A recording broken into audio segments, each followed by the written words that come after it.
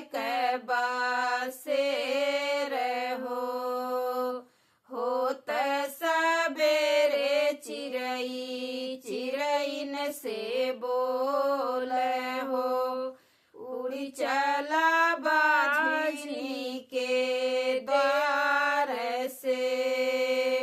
होत सबेरे चिरई चिरईन से बोल हो।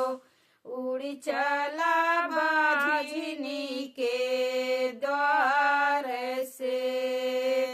होत सबेरे चिरई चिरईन से बोल हो। उड़ी चला बाझनी के द्वार से। चिरईन का बाती सुनी फाटकारे जावा हो। चिरईन का बाती सुनी फाटकारे जावा हो। कब भर गोदिया हमार हो। चिरईन का बतिया सुनी फाटकारे जावा हो।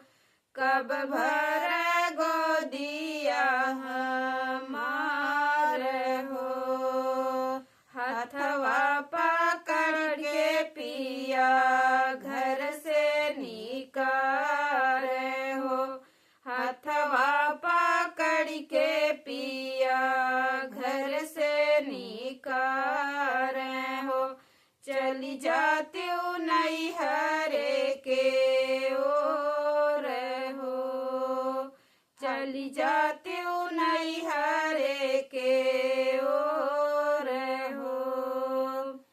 सोची के मारे अम्मा घर से निकल गए।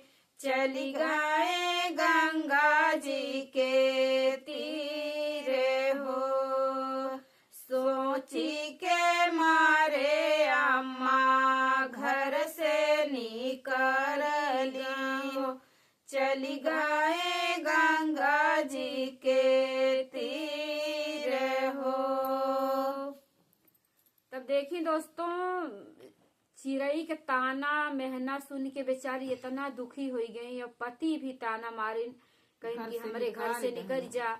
अब बेचारी का करन, लाचार हुई कि अब देखल जा। चल गई अपने अम्मा से बताओ थी कि का करी अम्मा, ताना इतना सुन लेली कि चल गई गंगा जी के तीरे। तो आप लोग अब लास्ट तक जरूर सुनिए, देखल जा का करत का होत बा। सोची के दाई का हो। सोची के दाई दे सोचली कि दाई दे गंगा जी के जनमा जनमा। हाँ। सोची की दाई देई गंगा जी के जनमा हो। डूबी जाई गंगा जी के धार हो। सोची की दाई देई गंगा जी के जनमा हो। डूबी जाई गंगा जी के धार हो।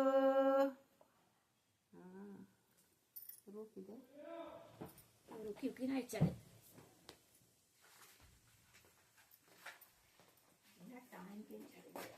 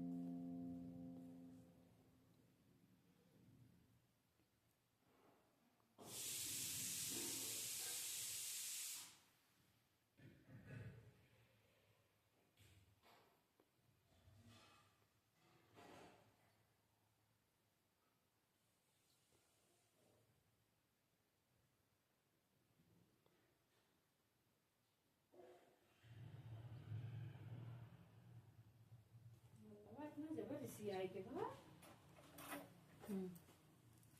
जय छता बैठ लिया खात पिए के नहीं अलू ये बुझाउलू है तो गाय उठल बा ना। हाँ चलत चलत बाझिन चली गई गंगा जंगलवा हो जंगलवा गई शेरवा बैठल रहा अच्छा चलत चलत बाझिन चली गई नी जंगलवा चली गया जंगलवा हो जहाँ बैठे भूखल शेर हो।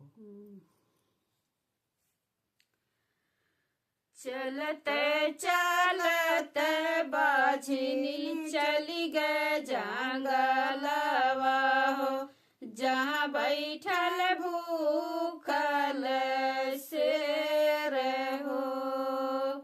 चलते चलते बाझिन चली गए जंगलवा हो जहाँ बैठा भूखल शेर हो। देखी के बाझिनी के शेरवा मुहा पे रगिया बदल जाता है ना। देखी के बाझिन के शेरवा मुहवा के फेर हो। देखी के बझिनी कहा देखी के बझिनी के शेरवा मुहवा के फेर हो ऐसे मुहवा के फेर हो मुहवा के फेर मतलब मुंह फेर लेला। देखी के बझिनी के शेरवा मुँह का फेर हो ऐसा कहा। अच्छा देखी के बझिनी के शेरवा मुहवा के फेर हो कैसे वन कर भरल भट पेट हो। देखी के बझिनी के शेरवा मुहवा के फेर हो कैसे वन कर भरल बाट पेट हो। अम्मा कहे देखिए दोस्तों बेचारी इतना दुखी हो रही कि कहीं के नहीं खात नदिया में डूब के मरी तो नाई मरी अब जंगल में चल गई बेचारी। अब उन्हें देख के शेरा वो मुंह फेर ली कि जैसा लगत तो उनका पेट भरल बेचारा कि इन्हें हम खाबे नहीं करब। हाँ बाझिन से तना सबके वो हो गया। हाँ देख के कि केहू के खातो नहीं बा। देखो कितना एक बाझिन के दर्द कितना बड़ा दर्द बा बतावल जा। अब चल सुनी आगे। अम्मा कहेली बिटिया संघवा मेरा हमरे अम्मा कहेली बिटिया संघवे मेरा हमरे जायू ना पियावा के देश हो। अम्मा कहेली बिटिया संघवे मेरा हमरे जायू ना पियावा के देश हो। कुछ दिन होई अम्मा मोर कदराइया हो। कुछ दिन होई अम्मा मोर कदरवा हो। बनी जब भैया भौजी के बोझ हो। कुछ दिन होई अम्मा मोर कदरवा हो। बनी जब भैया भौजी के बोझ हो। कुछ दिन होई है अम्मा मोर कदरवा हो। बनी जब भैया भौजी के बोझ हो। हमरे दुआरे अम्मा निमिया के पेड़वा हो। निमिया चिरैयन के बसेर हो। हमरे दुआरे अम्मा निमिया के पेड़वा हो। निमिया चिरैयन के बसेर हो।